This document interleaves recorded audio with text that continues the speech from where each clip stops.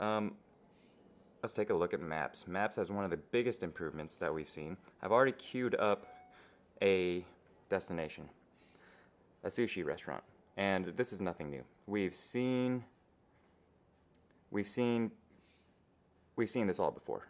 You know, you can get directions to wherever you want on Google Maps. That's not really anything new, right? You can get a view of everything in satellite mode or in map mode. Okay, we've seen that. That's cool. What have we not seen yet? We've covered this a little in a previous video, but this is what's new. Google Maps navigation. Accepting that, the disclaimer, don't use it in a car, blah, blah, blah, it's dangerous. West on O'Connor Street toward Elliott Drive. Aha! So, voice-guided turn-by-turn GPS directions from Google Maps. It's built in just like your standalone GPS devices from, say, Garmin or TomTom. This guy does it now as a feature inside Google Maps, Google Maps navigation. We've got a little icon right there for average traffic data on your route, along your route. So when you click that, you get traffic for your route only. You don't have to deal with traffic everywhere, which can sometimes be a pain in the ass. You can take a look at, you can get perspective view, which is cool. But then, here's the kicker. Let's say you don't know where you are, or you don't know what that upcoming turn looks like.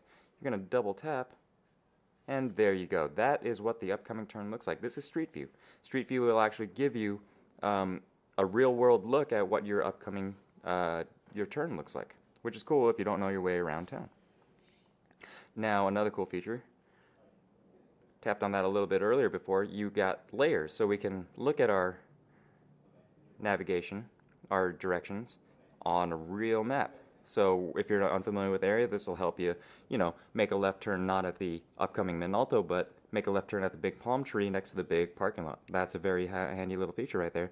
But layers goes further, and you can layer gas stations along your route. While we're waiting for that to populate, you can actually go back to previous searches and layer your previous searches right on top. So okay, they're not exactly right on the route because in this area they aren't really clumped right around this route, but you get an idea. You can layer all different kinds of information, and even cooler, you can just search for McDonald's Palo Alto.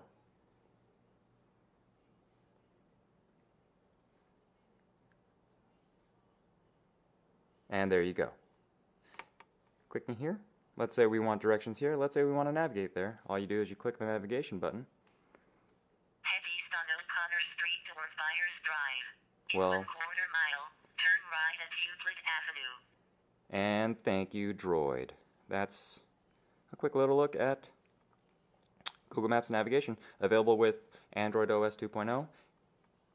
The first phone of which is the Motorola Droid. The Droid is the first Android 2.0 phone available. Alright, let's take a look at the market, which has been refreshed for the new Android. We've seen all these before, but kind of a newer layout.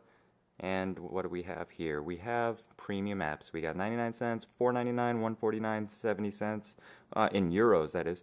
But yeah, so there you go. You get the idea. As well as top free and just released apps. Of course, you get the multiple pane thing going on. You got your Gmail integration, which also hooks up into your contacts. And that's when you bring this down, you get your view. Oh, but what do you notice right there? That is actually our navigation screen, or our navigation app. What does that mean? That means it's running in the background. While you're navigating, you can actually be checking your email. You wouldn't want to be doing that in the car, but maybe you want to be listening to Pandora radio through the Pandora app. Well, you can do that as you're navigating. And let's say you come up on a turn while you're playing Pandora, this thing will automatically just call out the directions and let you know where to go.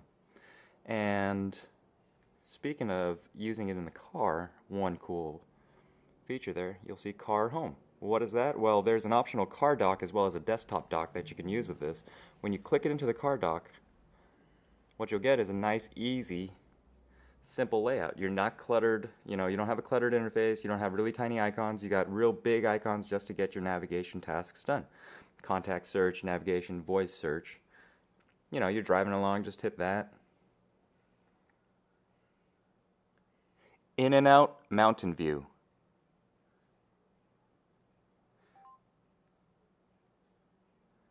And there's only, well, okay, so there we go. We got the web address there. And we can get directions there. We can exit out. But pretty much, for in-car use, you want everything to be smooth, you want everything to be simple and easily accessible, big buttons so you can hit them and not have to take your concentration off the road for too long. Or, once you get tired of that, just go right back home. Okay, so there we go. We have the Motorola Droid as the first Android phone for Verizon Wireless, and it's looking like a pretty powerful competitor to the iPhone 3GS. You can't really put two and two together because this guy does have a QWERTY keyboard, and that kind of does put it in a different class than the iPhone, but as far as screen size, better than the iPhone. Resolution, better than the iPhone. Camera, resolution, better than the iPhone. Dual LED, the iPhone doesn't even have a flash. We've got a micro SD card slot. We've got, again, the QWERTY keyboard. And just overall, really thin, really good. It's a solid feeling device. The smooth action on the slider. No spring loaded, but it's really slick. And it looks good. Matte finish, rubbery matte finish on the back there. Okay, so quick little look at the Motorola Droid from Verizon Wireless.